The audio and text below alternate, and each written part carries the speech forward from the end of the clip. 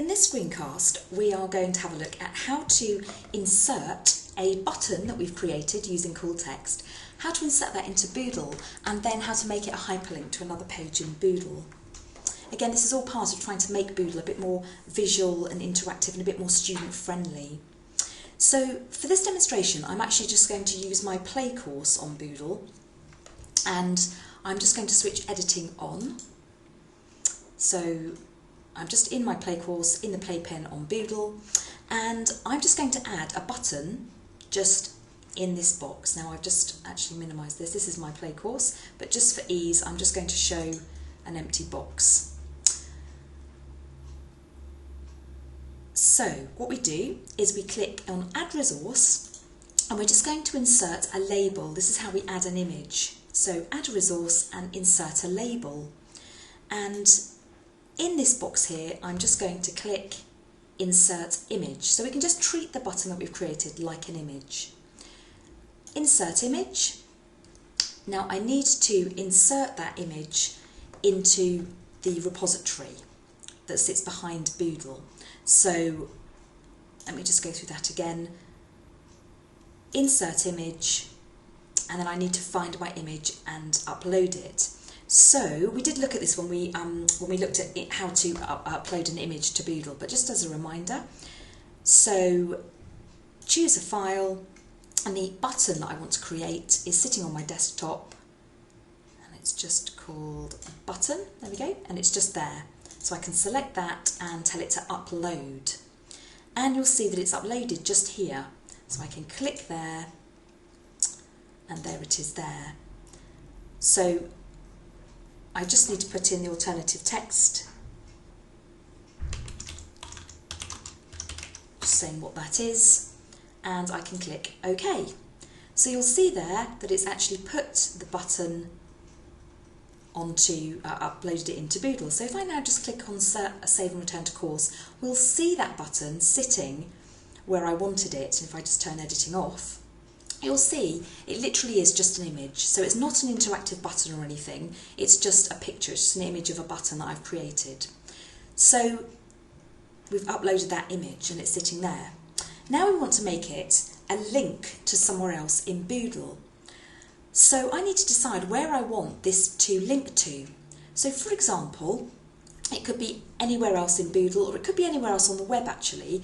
It doesn't have to be within Boodle, but quite often it's quite nice to link one part of Boodle to another part of Boodle, for example. So I've just got Boodle open in another tab, and just for argument's sake, I'm going to link this button to this page in Boodle. So all I need to do actually is just to copy the web address of this page. Let me just copy that. And I just need to make this link to that page. So again, if I turn editing on and I update this image just here, so we're back in this screen. So you could just imagine that we've actually just put this in, and we want to actually just make this a hyperlink. So what we do is I'm just going to click to the right of the button and just drag and highlight that button. And now what we can do is insert a web link.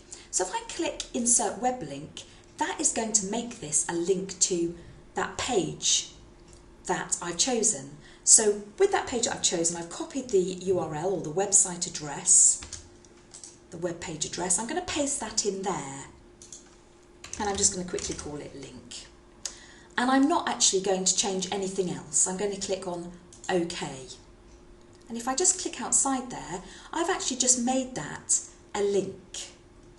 So if I now click on Save and Return to Course, and again I'm just going to turn editing off, now you'll notice when I move the cursor over this image, you'll get the hyperlink hand that comes up to tell you that this is now a link, a hyperlink. So just for argument's sake, I'm going to just close that page. Now when I click on here, you can see that I'm taken to that page. If I want to go back, I can just click the back button. So all we did was upload the image and then make it a hyperlink. Let me just turn editing on again and let's just redo that. And this time what I'll do is if I just highlight that again, what I can do is maybe I want it to be a link to an external website, for example. So let's just use the good old BBC. Okay, and if I click OK,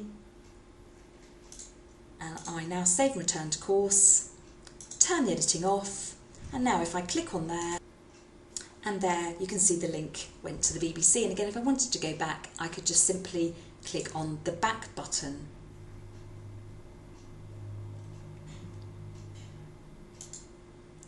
I'm just going to turn the editing on again, and we're just going to go in and update that. And again, I'm just going to highlight that, and I'm just going to use the BBC again.